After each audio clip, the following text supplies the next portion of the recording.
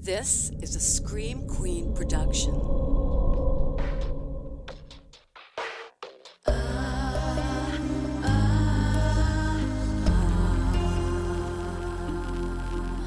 I never will forget the tragic ending met the day your last sunset. So dead, so dead, so dead, so dead. Welcome to another episode of So Dead. I'm your host, Jenn Carpenter. Happy True Crime Tuesday. Today's story is a wild one. There are few things that I like better than stumbling upon like a long lost story of insanity that the world has forgotten all about.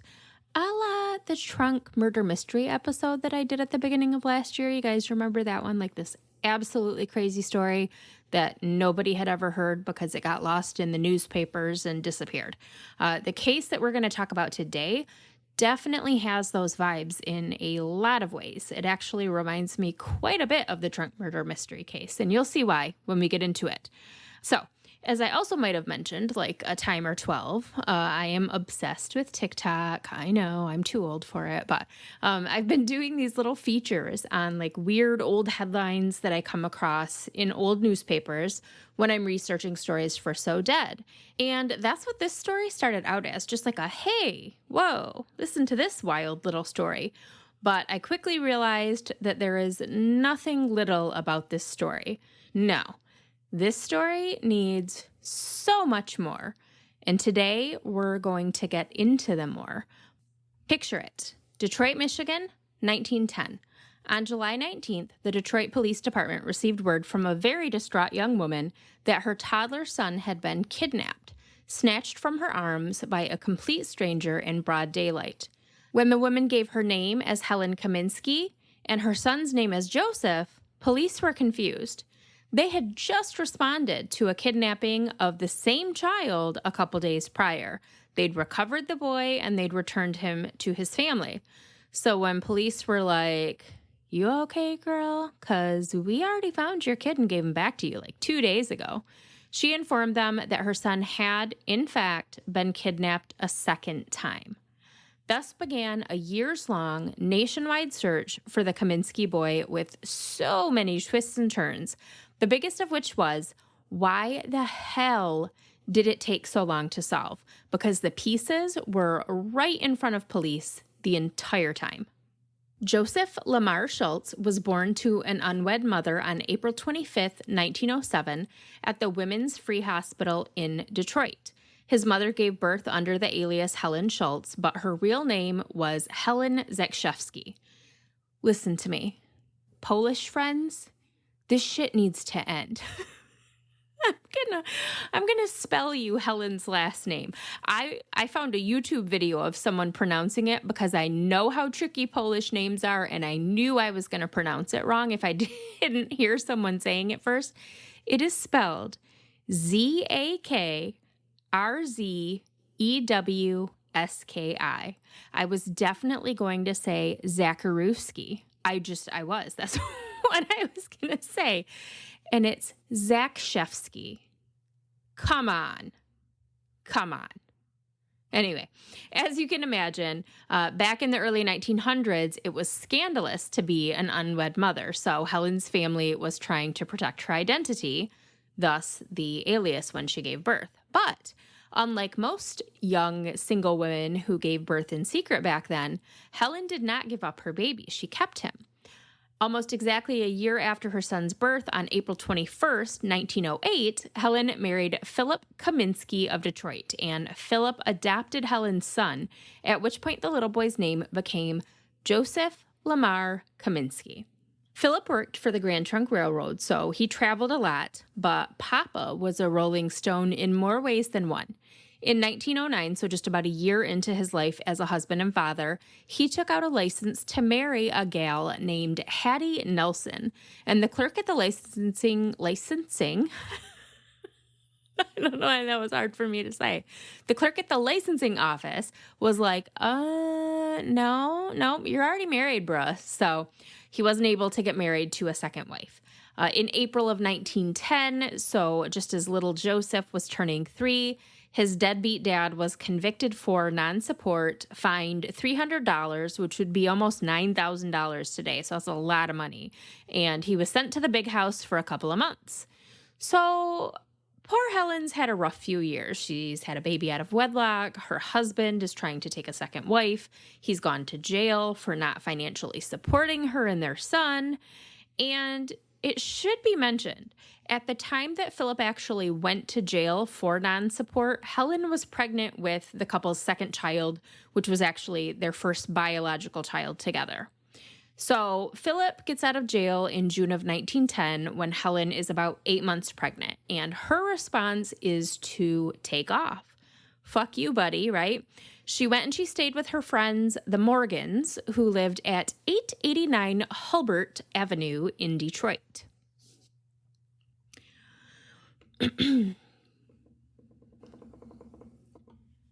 A few houses down from the Morgans lived a young woman known as Annie, who'd had a rough life of her own. Let's be real here for a minute, though, because what woman didn't have a rough life in the early 1900s? Come on. So in 1906, 17-year-old Anna Rode ran away from her family home in Detroit to seek her fortunes in Chicago, but she found something else entirely. One night at the theater, she met a handsome, dark-eyed man with a charming smile. He told her he was Jose de la Torre. It sounds like a soap opera name to me. Like if someone told me that was their name, I would know they were lying to me because it sounds so made up. But that was what he told her. Jose de la Torre, from Peru, the son of wealthy aristocrats who had left him a fortune when they died, but that fortune was back in Peru. So in Chicago, Jose worked as a carpenter. According to a 1913 Detroit Free Press article, Jose was an ardent lovemaker. Like, what? Why is a 1913 newspaper talking about someone's bedroom skills? I don't. Okay. So 17-year-old Anna fell hard and fast for Jose. The young couple dated for just a couple weeks before they were married by a justice of the peace. At this quaint little ceremony, Jose signed a name Anna had never heard before on the marriage certificate. Jose F. Chirinos Lamar. Okay, so for me, that would be a deal breaker if you've totally been lying to me about what your name is, but Anna didn't care. She was in love. He was good in bed, all of that. So Anna's married last name was Lamar. She only picked up the back half of his last name. According to her, the first 3 years of the marriage were wonderful. Jose treated her well, showered her with gifts and affection. One thing she did find strange, though, was that he was always giving people different names. Sometimes he was Jose de la Torre, sometimes he was Jose Chirinos, sometimes he was Jose Lamar, and sometimes he wasn't Jose at all. Sometimes he went by Joseph or James. And while he continued to tell fantastical stories about the fortune waiting for him back in Peru, no actual money ever materialized. A few years into the Lamar union, something changed. Jose became jealous and possessive. He would accuse Anna of being unfaithful, and before long, his accusations turned to threats, and his threats turned to physical violence. So in 1910, when she was 21 years old, Anna Lamar returned home to Detroit and sought refuge at the home of her brother, Julius Rode. But Jose followed Anna back to Detroit, and the cycle of abuse continued. He was flat out stalking her, following her everywhere, making accusations and threats, trying to trying to coax her back to Chicago with empty promises. And when none of that worked, he would try to intimidate her with physical violence.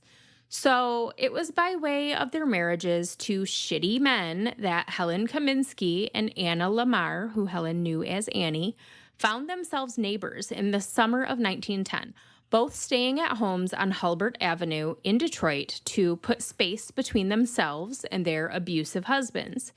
And it was during this time that 21-year-old Anna Lamar grew so attached to 3-year-old Joseph Kaminski that one day she just refused to give him back. So Anna was allowed to, take him to play. She took him on walks. She would babysit him.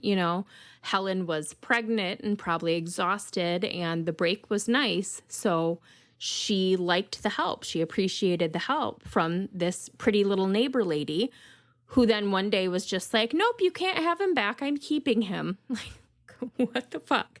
So the Kaminskis called the police, and little Joseph was returned to his parents without incident. But Helen told Anna, you are not allowed around my son ever again, which, understandable. So, a couple days after this strange incident, it's July 19th, 1910 to be exact, a very pregnant Helen Kaminski was out on a walk with 3-year-old Joseph.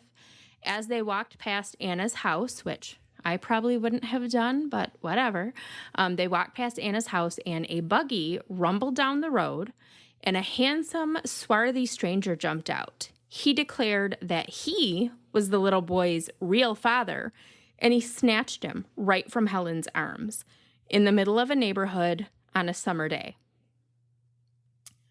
Helen fainted from the shock, and when she awoke, she came to 2 terrible realizations pretty immediately. A, her little boy was gone, and 2, she was in labor. Her daughter, who she also named Helen, was born that night as police searched to no avail for little Joseph Kaminski. The swarthy stranger, of course, was Jose Lamar. He and Anna disappeared with their stolen child.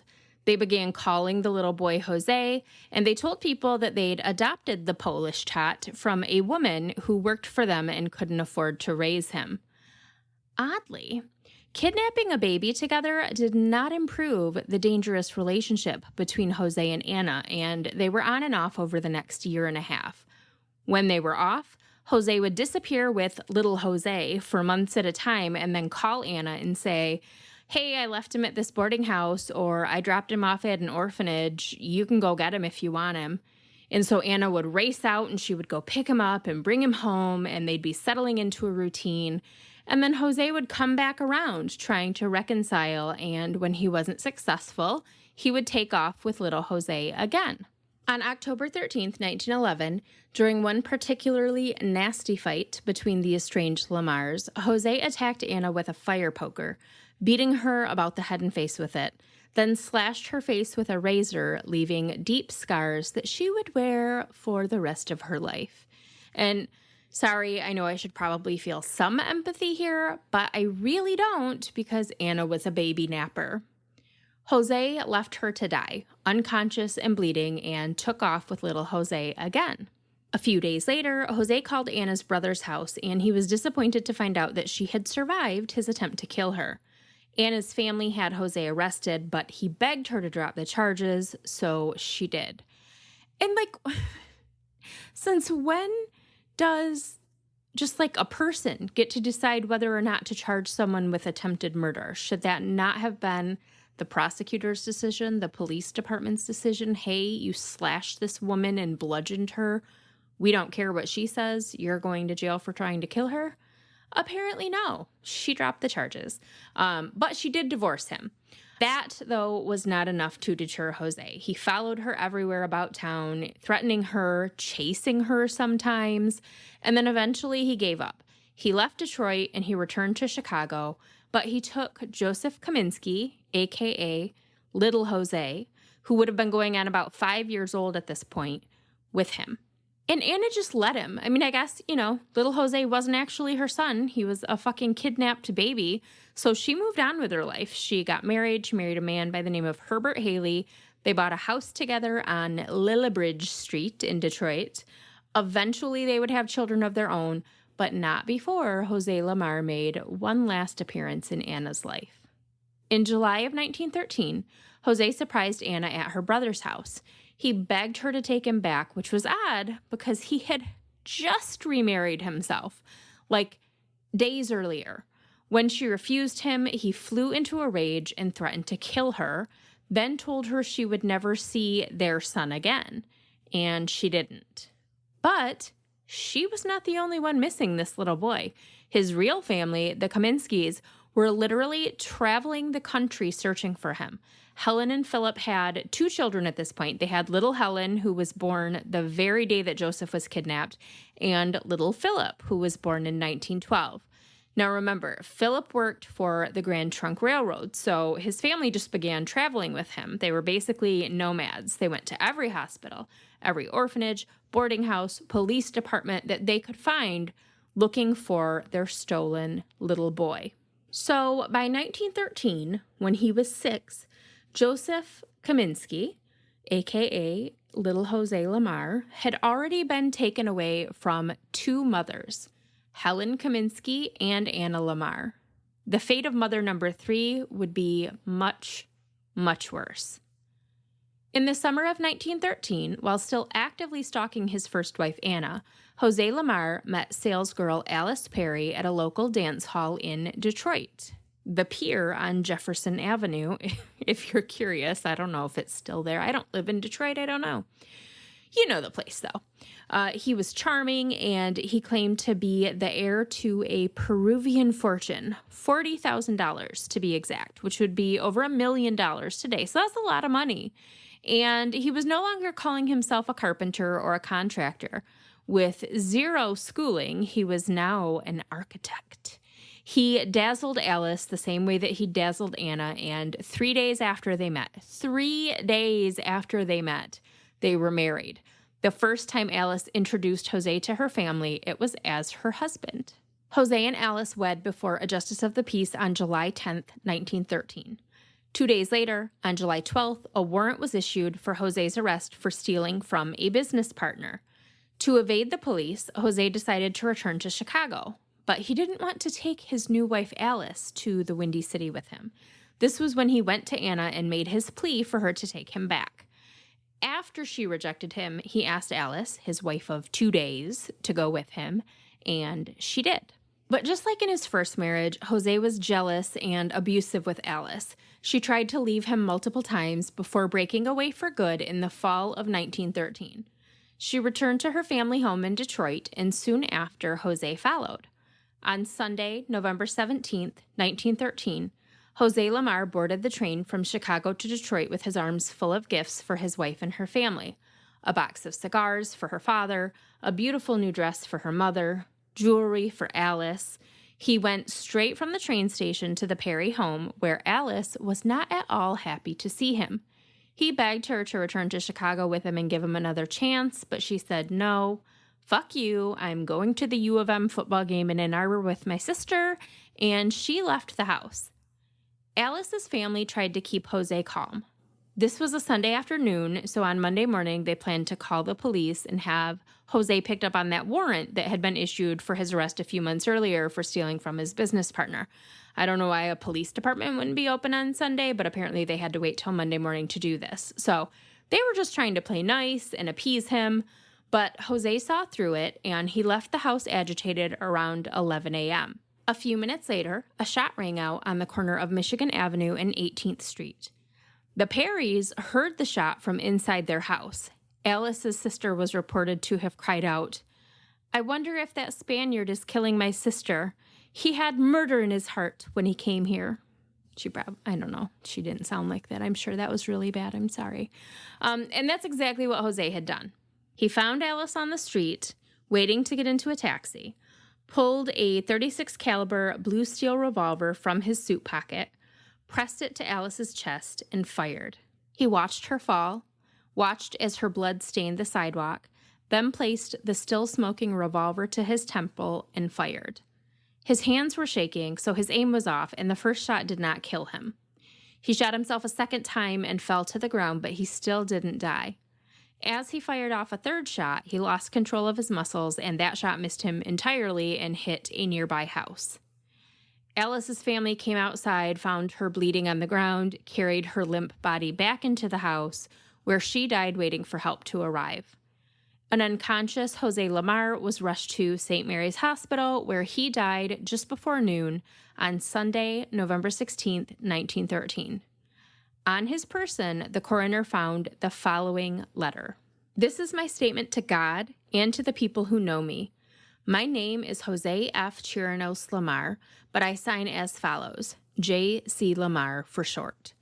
I want to let the people know that I was born in Trujillo, Peru, South America. I am 29 years old and 5 feet 6 inches tall, of Spanish descent. I have been in this country since April 19th, 1906. My trade is carpenter. I haven't any relatives in South America, so don't let anyone know of this. I met my wife, who was Miss Alice Perry of 416 18th Street, Detroit, the 7th day of July, 1913, and married her the 10th of the same month. 3 days. For her extravagance, I ran into debt. My creditors were so strong after me that I had to leave for Chicago, but my wife and I had an understanding that she will come to me. But after my leaving, someone advised her not to come with me and found a lover for her. As far as I can learn, his name is Mr. Rush. That is all I know, but I must say that I love my wife with all my heart, and I kill her rather than see her with anyone else but me. I am a South American. I have that mean blood within me. Yikes, sorry, this is what he wrote. And never will I see my name disgraced in such a shameful manner. Neither do I believe in divorce. You've already been divorced, sir. So it is better for her and me to be dead. Don't think for a minute that I am crazy, for I know everything, and I am doing this only to save me from disgrace. My only advice to all married people is to stick together through thick and thin, and to all single ones, not to break a home or people that is trying to live happy. If I get that Mr. Rush, he will go too, for I will set an example for all. Okay, first of all, the last person on the planet that anyone needs marriage advice from is you, Jose. You married both of your wives within days of meeting them, tried to kill one, and killed the other. You don't get to mansplain marriage to anybody. Second of all, things did not go down exactly this way. Alice did go to Chicago with him, but she left because he was beating the shit out of her. And according to her family, there was no affair. Mr. Rush was a man named George Rush. He was just a business acquaintance of Alice's brother, who Alice only met like one time. So, Jose Lamar is dead. Alice Lamar is dead. And out of the woodwork crawls that cockroach, formerly known as Anna Lamar, now Anna Haley. She actually allowed her ugly mug to be photographed for the newspaper, where she gave an interview about how awful Jose was, and he was, but also about how she wanted her son back. She talked about wanting her son back in the newspaper. The little boy that she had just kidnapped 3 years earlier from the same city that she gave the newspaper interview to. The audacity, the audacity. But let's talk about that for just a second. The Kaminskis were no longer living in Detroit. They were literally scouring the entire country looking for their son. So they missed all of this shit being published in the Detroit Free Press about the murders. And they always knew who took Joseph. They had Lamar's names. They knew what Anna at least looked like. So they would have recognized them if they saw this all in the paper. But because they had left Detroit to search for their son, they didn't see any of these articles. But Detroit Police Department, where are you at on this one? You worked both the Kaminski kidnapping in 1910 and the Lamar murder-suicide in 1913. Granted, Detroit was a big city even back then, but you were literally supposed to be looking for Jose Lamar. You knew who you were looking for. How did you not realize when you found him? Like, I don't understand. Anyway, Anna Haley, formerly Anna Lamar, went on this big public campaign to get back the little boy that she kidnapped, and nobody caught it. That is wild to me. Wild to me. In most of the articles, she said that Jose was absolutely capable of killing their son and that she figured he probably was dead somewhere. She just wanted to know what happened to him either way. In the first bit of happy news in this story, a week or so after the murders, 6-year-old Jose Lamar turned up at a Chicago orphanage, so he was not, in fact, dead. Before Jose Sr. left Chicago to go kill Alice in Detroit, he left the little boy in the care of a woman by the name of Gertrude Dingy. Dingy? It's either dingy or dingy. Dingy. I'm not sure which one's worse. So I don't know what Gertrude's relationship was to the Lamars, if she was like a neighbor or maybe ran a boarding house or something, or was one of little Jose's teachers. What I do know is that when she took him in, she was only planning to keep him for a few days. So when she found out that Jose was dead, she was like, well, fuck, I wasn't planning on raising this kid for you. She contacted authorities. They tried multiple times to get into contact with Anna Haley, who had been all over the news saying she wanted her son back. So they found him and they tried to give him back, but she never called the orphanage back. And they're over here like, what the fuck, lady? You were telling any reporter who would listen how much you love your son and want him back, and we found him for you, and now you don't want him. Well, what we know, but authorities still had not figured out at this point, is that Anna probably realized that it was not a good idea to claim custody of a kidnapped child, now that all of this had become so highly publicized because of the murders. She might have even thought that them, calling her to try to give her back the little boy was like a trap. What's wild, though, is the Chicago Juvenile Court wrote to the Detroit Police Department and said, we found the 6-year-old son of Jose Lamar. What do you want us to do with him? And the Detroit police still didn't figure out that this was a little boy they'd been searching for, or were supposed to have been searching for years. So Jose Lamar Jr. was sent to a Chicago orphanage and was soon sent to live with foster parents. More on that in a bit. Meanwhile, Helen Kaminski was still searching for her son. She and Philip made their homes in 32 different cities as they chased leads on their own, with the exact opposite of help from any police agencies, obviously. Like, it literally seems like the police were actively working to keep their son away from them at this point. They were so incompetent. In January of 1916, almost 6 years after her son was kidnapped, Helen found herself back in Detroit. She contacted a local coroner. She gave him her whole spiel, here's how old my son is, here's what he looked like. He was taken by Joseph and Annie Lamar in 1910. Can you check your records and see if you've had a child come through here in the past 6 years that might have been my son? And the coroner was like, no, we haven't had any children that might have been your son, but you do know the Lamars are dead, right? Like, it was a whole thing a few years ago. Which, that wasn't entirely correct, obviously, as the Mrs. Lamar that was killed was not the same Mrs. Lamar that kidnapped Helen's son. But still, the police weren't putting it all together. Like, it should have been easy at this point. The link has been made now between the Kaminski boy and Jose Lamar. There were literally newspaper articles about what happened to the little boy after the murder-suicide of his parents, quote unquote. There were legal documents detailing his whereabouts. He was sent to this orphanage, put in foster care with this family, and still, authorities took 0 steps to help the Kaminskis get their son back. It would be another 1.5 years before Helen and Philip would find their little boy. And if you think that means that there's going to be a happy ending here, you are going to be sorely disappointed. Get those tissues ready, because here we go. July 4th, 1917. While the rest of the country was celebrating America's independence, the Kaminski family was celebrating a personal victory after 7 years of heartbreaking work. 7 years, 32 cities. And finally, one day, Philip Kaminski walked into the right orphanage, the one where a little boy named Jose Lamar was placed after his adoptive father died. And they knew exactly where this boy, now 10 years old, was. He'd been placed with foster parents Ira and Minnie Nixon of Clinton, Illinois, a small town about 150 miles southwest of Chicago.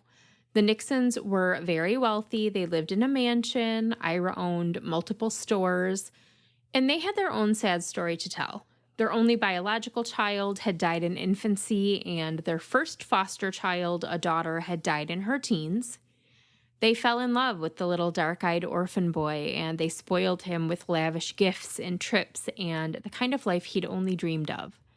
The orphan with many mothers, as he was dubbed by newspapers, had lived an unstable life with his first mother before he was stolen from her at the age of 3, a violent life with his second mother before he was taken away from her at the age of 4, a tragic life with his third mother before she was murdered when he was 6, a short life with his fourth mother who turned him over to an orphanage before he turned 7. But mother number 5 was wonderful, and for the first time in his life, little Jose Lamar, as he was still being called, had stability. Until the day he found out that his entire life was a lie. So, in the first couple articles about the Kaminskis finding their son, it sounds like they're in Chicago together. But then the stories very quickly switch to only talking about Helen. So, it sounds like for whatever reason, Philip left her in Chicago to fight to get their kid back on her own. I don't know, maybe he had to go back to work, or maybe he just took the kids back home to Detroit. I'm not sure where he went or why, but Helen wasn't going any fucking where. She rented a room at a boarding house located at 1339 Jackson Boulevard in Chicago and was like, I did it with no help from you fuckers. I found my son. Give him back to me. And the courts were like, hold on, ma'am. First of all, we need to verify this wacky story you're telling, which, fair, that part's fair. It does sound pretty far-fetched. But then they were like, even if he is your son, you don't really have any rights to him anymore. He was abandoned in Chicago. We did what we're required to do, and we posted the information about him in the local newspaper. You didn't respond, so legally, he's a ward of the state. Like, why would she be reading the daily Chicago newspaper? The story started getting a ton of press, both in Chicago and Detroit. Helen was loud, and she wasn't letting her son be kept from her any longer.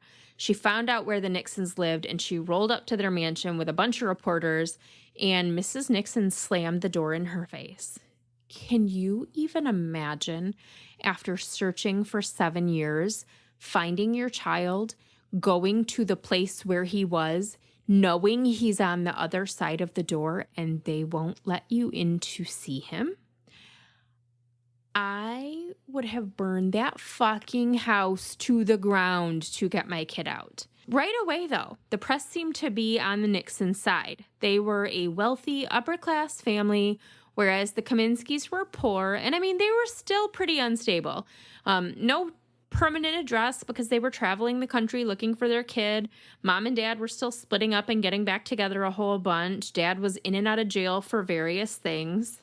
So the newspapers were just immediately siding with the Nixons. They're such good people. They've already lost 2 children. They're taking such good care of him. He's happy with them. And all that might have been true, but they weren't his fucking parents. He got snatched out of his mother's arms, literally. She didn't do anything wrong. Her child was stolen from her. Give him the fuck back. Listen to this shit, though. This is from the July 6, 1917 Chicago Tribune.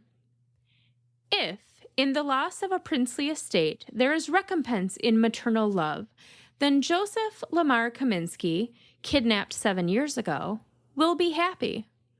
Otherwise, he will weep for his salad as he munches on his sauerkraut. Joseph is now the idolized foster son of a wealthy family occupying a stately country place west of Chicago. But he does not know that in Chicago, his father and mother, Mr. and Mrs. Philip Kaminski, desirable citizens but poor, are endeavoring to prove his birth so that they can take him from velvets to denim, from a castle to a cottage. What in the actual fuck? Later in the article, it features an interview with Helen, which, knowing how this ends, as you're going to know very soon, when I found this, I was bawling my eyes out. I had customers in my store, and I'm sitting there crying, reading a paper that's like 100 years old. Okay. Can you prove the boy is your son? A reporter asked. We shall prove it. But he is in beautiful surroundings. He will be given education and wealth. I am his mother. He doesn't know anything about the past, and he believes his rich foster parents are his own.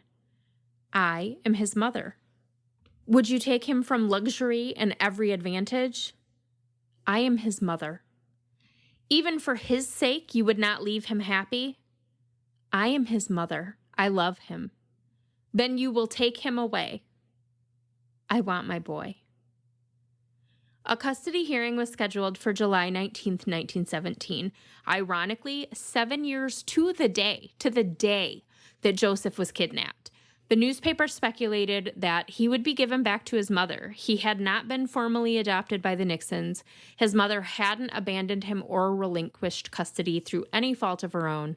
The courts might be able to find ways to keep him from her legally, but ethically they couldn't, and because the press was paying so much attention to this case, they weren't going to get away with their usual bullshit. But then, the night before the hearing, Helen Kaminski simply left town. She packed up her things and she went back home to Detroit, telling the landlady of the boarding house where she'd been staying that she'd, quote, seen what a wonderful home the Nixons had given her son, and that she would withdraw rather than stand in the path of his advantage. So after all of that searching, all of that fighting, that's what she did. She withdrew. I don't know if she even got to see her son face to face. It really doesn't sound like it. The Nixons wound up adopting the little boy, and his name was legally changed to Jose Lamar Nixon. What a slap in the face that he kept the name that his kidnapper gave him. But let's talk about that for a second. So here is the final twist in a story more twisty and turny than a fucking tilt-a-whirl. The name that the kidnapper slash murderer slash villain in our story most commonly went by was Jose Lamar. Although sometimes he gave a number of different first and last names, one of those first names was Joseph. So sometimes he went by Joseph Lamar. The name that Helen, a single mother, gave her son at birth was Joseph Lamar Schultz. What are the fucking chances that the first and middle name she gave her son were the same first and last name of the man that would go on to kidnap him a few years later? I do not think this is a coincidence, especially when you consider the following. Helen had a habit of naming her kids after their parents. She named her daughter Helen after herself, obviously. She named her second son Philip after his father. She never told anyone the name of Joseph's actual father. Jose/Joseph Lamar lived just a few doors down from a friend that Helen visited frequently, often for weeks or months at a time. When Jose took baby Joseph, he claimed that he was his real father. And everyone thought it was strange when Jose told them that the boy was adopted because apparently he looked just like him. Listen to this quote given to a newspaper by a former business associate of Jose's after the murder-suicide. Lamar had a boy with him about 5 years old, the perfect image of himself. He told several stories about how he got the boy. He said that he was the child of a washwoman who worked for him, and again he stated that the boy was the child of a Polish couple and that he adopted him out of pity when the parents beat the child. I don't know what became of the child, but from having sized up the boy on many occasions, I should say that Lamar was the father. He even called him Jose. So, friends, I am like 97% sure that Jose actually was the father. I know, total like Empire Strikes Back moment, right?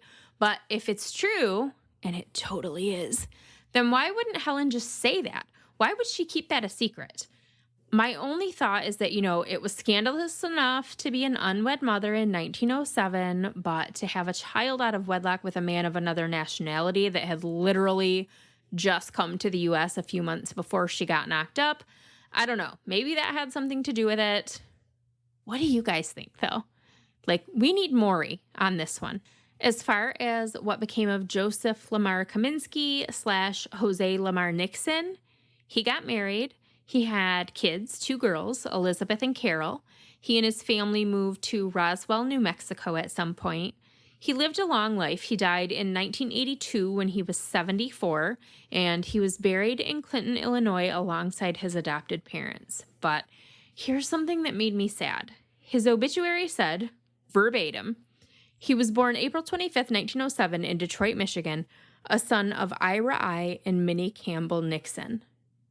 No mention at all of his birth family, which leads me to believe that he never reconciled with his mother in any sort of way, which has to mean that he never knew the real story. Because with all of the things that are unclear about this story, and there are a lot of them, one thing that's crystal fucking clear is that Helen loved that boy. So much so that she broke her own heart, and mine, by the way, to give him the best life that she could. And the fact that he never knew that is like the biggest tragedy of all in all of this. I don't know. It makes me so sad. Anyway, that is the absolutely insane tale of the kidnapping of Joseph Kaminski. Thank you for coming to my Dead Talk. My only sources for today's episode were old newspaper articles because this story is not anywhere.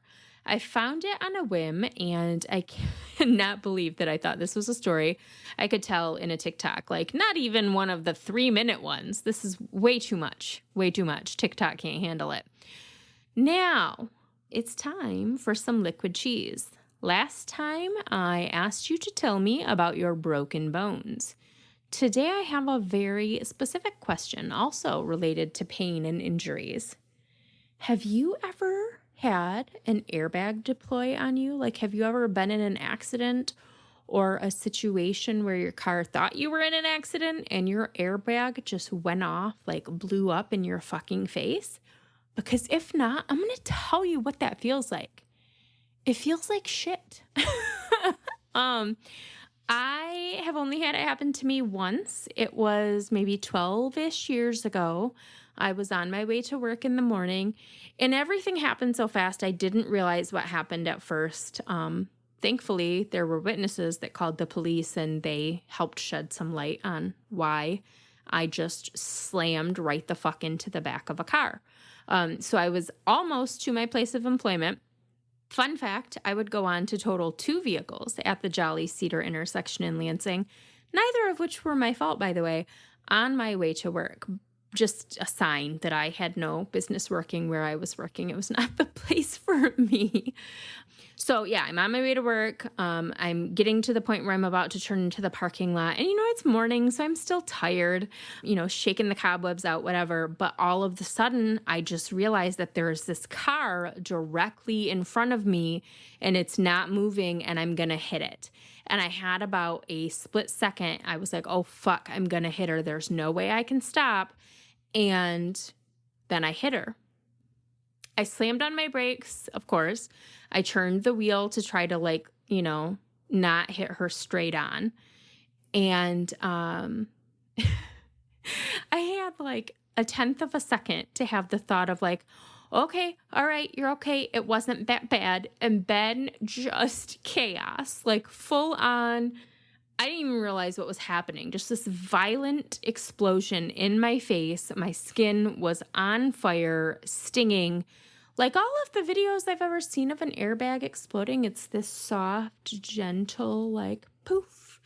It is not a poof. It's so violent that it shatters your windshield. When you see an accident where the airbags have deployed and the windshield's shattered, the windshield is shattered because of the fucking airbags. Like that's the reason, which I didn't know until it happened to me.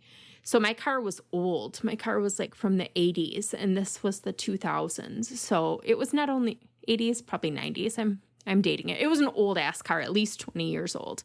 So the gunpowder, is it gunpowder? Whatever it is that makes it explode was like stale and musty. I managed to pull the car into the parking lot, which was I was at work. Like I pulled the car into my work parking lot. I got out, the woman that I hit, like, I felt horrible. And so I immediately was like, "Are you okay?" She was like, "I'm okay. Are you okay?" I was like, "I hit you. Like, I'm so sorry." And I'm still not understanding how this happened, how, like, I didn't see her. She was just on the road right in front of me. And she was like, "I'm okay. If you're okay, I gotta go." And she took off. She just left. And her car was totaled. So she definitely like didn't have insurance or didn't have a license or both, probably. But she took off. So I'm there by myself. I call my boss because I'm at work. I'm in the parking lot. And I'm like, "Oh my God, I just got in an accident. Please come out here." And I'm crying and my horn starts going off. So it's like, like that, like something was pressing on it because everything got all messed up when the airbag went off. And someone had called the police, so I could hear, the police coming. I could hear the sirens. And the police officer gets there and she is like, "Yep, so the witness is set." And she's like, "Where's the other car?" I was like, "Dude, she left. Like, I don't know. She left. I hit her and she left." And I'm crying and I'm in shock. And at this point, my body's starting to feel it, right? Like, I had a concussion. I had a neck injury. My knees hit the dash, so those were messed up. And I'm starting to kind of feel these things at that point. And the police officer's like, "Well, the people, we had a few people call it in and they said that the car that you hit, the other car, didn't have brake lights." And so then it made sense. That's why it never registered in my brain that she was stopped. She was stopped to turn into the same parking lot that I was going to turn into. But I didn't realize it because she didn't have brake lights. So I just kept going at full speed until I was so close to her that, like, I don't know. So long story short, it wound up not being my fault, even though I still kind of feel like it was my fault. But yes, when an airbag goes off, it is violent. That was the worst part. That was the worst part of the accident, was the airbags going off. Like, I know they are meant to protect you, but in this instance, it actually made it worse. It was like this violent, painful. I looked like I had a sunburn for like a week and a half. It ruined my new winter coat. And then they were sold out of it at Fashion Bug, so I couldn't go get another one. It was tragic. Yeah. So that was my airbag story. Do you have one? I'm going to post this. I promise I will this time. I keep forgetting to post these in the Facebook group. But I'm going to post this in the So Dad Facebook group for you to sound off, for you to sound off on and let me know about your horrible experiences with airbags exploding in your face. New episode coming your way in a couple of weeks. It's going to be our Halloween episode. So I'm still at this point taking submissions, but I'm going to close those real soon. So if you have a good ghost story that you want in our Halloween episode, get it to me as soon as possible. You can message it to me on Facebook. You can email me at sodadpodcast@gmail.com. Make sure to specify whether you want your story to be anonymous or whether it's okay to use your name. If you don't specify, I'm using your name. Yeah, so make sure you're following So Dad on all of the socials, especially TikTok, which it's under Scream Queen 517 because I just do everything under one TikTok account. And that's where today's story came from. So kind of lots of good content on there. I'm trying at least. Until next time, keep shining, you magnificent what the fucks, and I will see you soon.